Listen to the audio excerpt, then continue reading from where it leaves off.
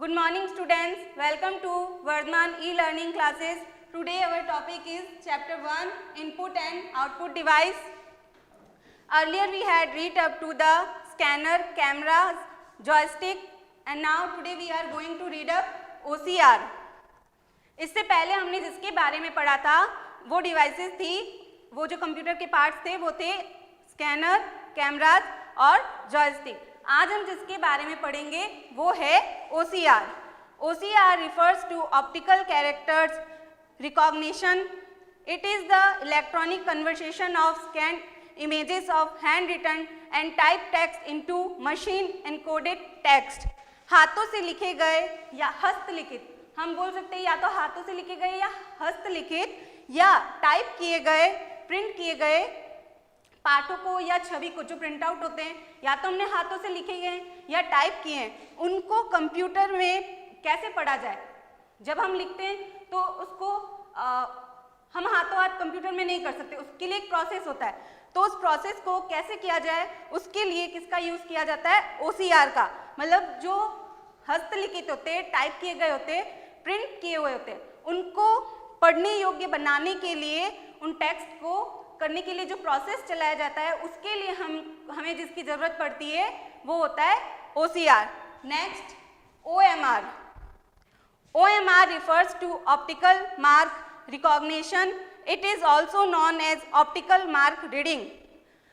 OMR is a process of capturing of human-made data from documents from such as text and surveys. अब हमने OMR देखा होगा कि ये होती है, छोटे छोटे गोले होते हैं, उनमें जो हमारे हाथों से भरे गए होते हैं उनको रीड करने के लिए किया जाता है. इसको ऑप्टिकल मार्क रीडिंग के नाम से भी जाना जाता है. OMR का प्रोसेस होता है कि इंसान के द्वारा जो डेटा को भरा गया है या जो डॉक्यूमेंट फिल किए गए उनको टेस्ट या सर्वेज में रीड करने के लिए. अभी तो मतलब आपका स्टैंडर्ड छोटा है तो आपकी ये वाला प्रोसेस काम में नहीं आता है. जब बड़े होंगे तो आप देखेंगे कि आपके एग्जाम्स में OMR सीट्स आती है तो उनके अंदर कोड्स होते हैं, उनको पढ़ने के लिए किसका यूज किया जाता है, OMR का. नेक्स्ट है हमारा MICR. MICR refers to the magnetic ink character recognition. This technique enables special characters printed in magnetic ink to read an input rapidly in a computer system. MICR technique used mainly in banks because magnetic ink character are difficult to forge. ये जो होती है, ये जो device MICR होता है, इसके अंदर जो होते हैं, जो कैरेक्टर्स होते हैं, उनके अंदर जो इंक होती है उसके लिए स्पेशली यूज़ किया जाता है. और इसका स्पेशली यूज़ किया जाता है बैंकों में, क्योंकि लिए इन्हें फॉर्ज नहीं किया जा सकता. फॉर्ज करने का मतलब हो गया या तो इसे हम बना नहीं सकते या इसे हम हाथों से लिख नहीं सकते. इसके लिए MICR का यूज़ किया जाता है. और इसका यूज़ एक तरह से इसलिए भी किया जाता है कि किसी भी काम में कोई छेड़छाड़ ना हो या उसको एक सिस्टम से किया जाए, उसके लिए MICR का यूज़ किया जाता है, क्योंकि लिए इसको बनाना या इससे छेड़छाड़ करना नामुमकिन है.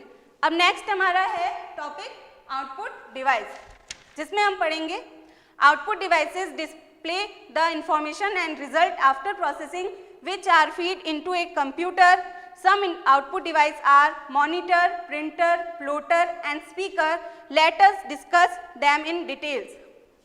अब यहाँ पे हमारे सामने कुछ आउटपुट डिवाइसेस दे रखी है. आउटपुट डिवाइसेस क्या होती है, एक होती है इनपुट डिवाइस. इनपुट डिवाइस का काम होता है जो डेटा होता है, जो इंस्ट्रक्शंस होते हैं उनको कंप्यूटर को देना, और जब वो इंस्ट्रक्शन दे दिए जाते हैं तो उनके ऊपर प्रोसेस होता है, और प्रोसेस के बाद जो मीनिंगफुल रिजल्ट निकल कर आता है वो हमें कौन से पार्ट्स पे दिखाई देता है, कंप्यूटर के आउटपुट वाले पे. तो यहाँ पे जो भी आउटपुट वाले दे रखे हैं जैसे मॉनिटर, प्रिंटर, प्लॉटर, स्पीकर, इनमें जो भी हमें रिजल्ट मिलते हैं वो सारे के सारे रिजल्ट हमें कहाँ मिलते हैं, बाहर मिलते हैं. अब इसमें हमारे पास कुछ दे रखे हैं, इनके बारे में आज हम डिटेल में डिस्कस करेंगे. फर्स्ट है हमारा monitor. One of the most common output device is A monitor.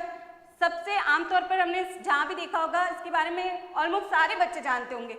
ये कोई स्पेशल नहीं है डिवाइस जिसके बारे में आप ना जानो। आप अपनी कंप्यूटर लैब में भी देखते हो कि जो कंप्यूटर होता है वो उसके ऊपर जो लगा हुआ होता है, देखने में उसका लुक किसकी तरह दिखता है, टीवी की तरह, लेकिन वो टीवी नहीं होता है, वो क्या होता है, मॉनिटर।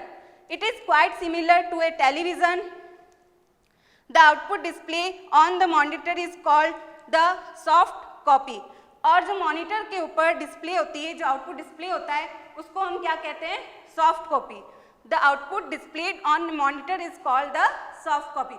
जो आउटपुट जो डिस्प्ले पर दिखता है उसे हम क्या कहते हैं, soft copy. Monitor is also called as VDU. Monitor को वीडियो भी कहा जाता है। Video stands for visual display unit.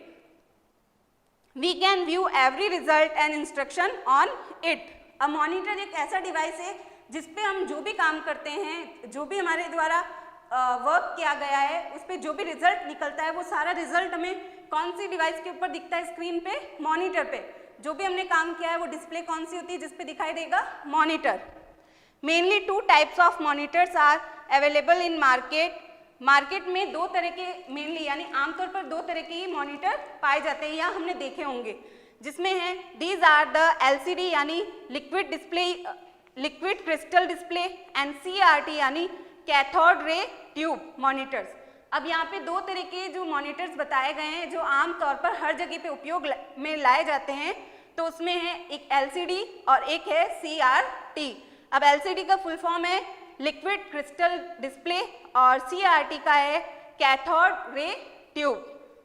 LCD monitor are thin and have flat screen. They are lighter, consume less electricity than their counter part. अब जो LCD होता है वो दिखने में भी मतलब कैसा होता है, पतला होता है, और जो उससे बिजली की जो खपत होती है, यानी बिजली भी बहुत कम मात्रा में खर्च होती है। खपत मीन्स खर्च होती है।